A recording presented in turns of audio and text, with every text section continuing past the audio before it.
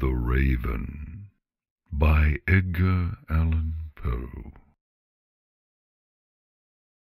Once, upon a midnight dreary, while I pondered, weak and weary, over many a quaint and curious volume of forgotten lore, while I nodded, nearly napping, suddenly there came a tapping, as if someone gently rapping at my chamber door. "'Tis some visitor," I muttered, tapping at my chamber door, "only this, and nothing more." Ah, distinctly I remember, it was in the bleak December, and each separate dying ember wrought its ghost upon the floor. Eagerly I wished the morrow. Vainly I had sought to borrow from my books surcease of sorrow, sorrow for the lost Lenore, for the rare and radiant maiden whom the angels name Lenore, nameless here forevermore.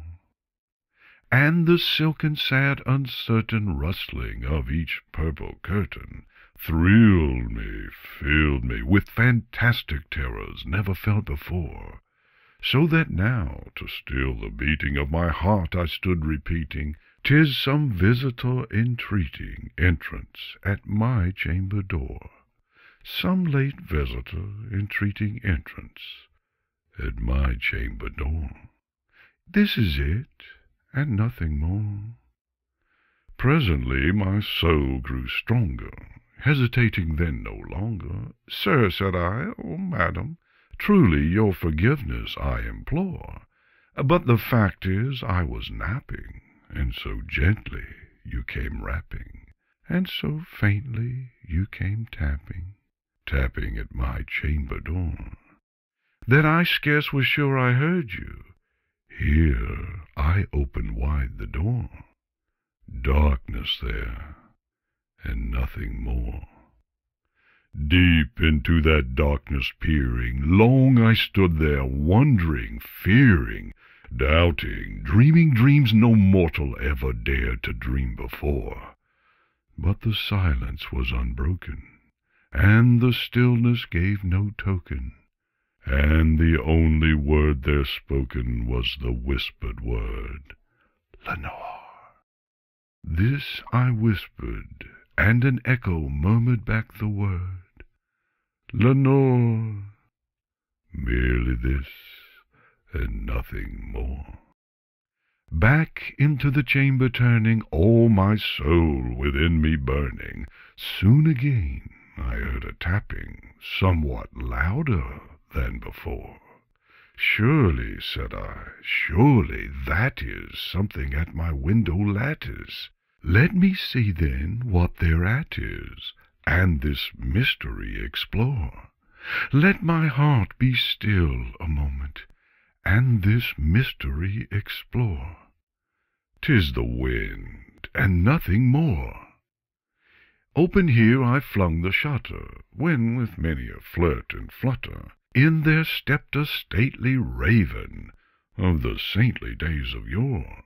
Not the least obeisance made he, not a minute stopped or stayed he, but with mien of lord or lady, perched above my chamber door, perched upon a bust of Pallas just above my chamber door, perched and sat, and nothing more. Then this ebony bird, beguiling my sad fancy into smiling, by the grave and stern decorum of the countenance it wore, "Though thy crest be shorn and shaven, thou," I said, "art sure no craven, ghastly, grim, and ancient raven, wandering from the nightly shore. Tell me what thy lordly name is on the night's Plutonian shore?" Quoth the raven, "Nevermore." Much I marvelled this ungainly fowl to hear discourse so plainly, though its answer little meaning, little relevancy bore. For we cannot help agreeing that no living human being ever yet was blessed with seeing bird above his chamber door, bird or beast upon the sculptured bust above his chamber door, with such a name as Nevermore. But the raven, sitting lonely on the placid bust, spoke only that one word, as if his soul in that one word he did outpour. Nothing further than he uttered, not a feather than he fluttered, till I scarcely more than muttered, Other friends have flown before. On the morrow he will leave me, as my hopes have flown before. Then the bird said, Nevermore.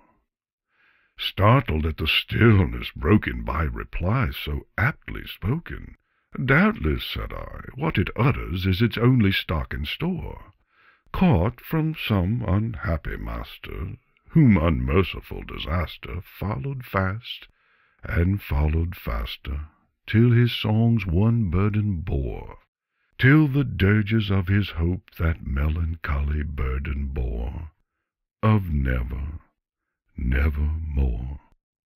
But the raven, still beguiling all my fancy into smiling, straight I wheeled a cushioned seat in front of bird and bust and door. Then, upon the velvet sinking, I betook myself to linking fancy unto fancy, thinking what this ominous bird of yore, what this grim, ungainly, ghastly, gaunt, and ominous bird of yore meant in croaking Nevermore. This I sat engaged in guessing, but no syllable expressing to the fowl whose fiery eyes now burned into my bosom's core. This and more I sat divining, with my head at ease reclining on the cushion's velvet lining that the lamplight gloated o'er, but whose velvet violet lining, with the lamplight gloating o'er, she shall press, nevermore. Then methought the air grew denser, perfumed from an unseen censer, swung by seraphim whose footfalls tinkled on the tufted floor. Wretch, I cried, thy God hath lent thee, by these angels he hath sent thee, respite, respite and nepenthe from thy memories of Lenore. Quaff, O quaff this kind nepenthe, and forget this lost Lenore. Quoth the raven, Nevermore.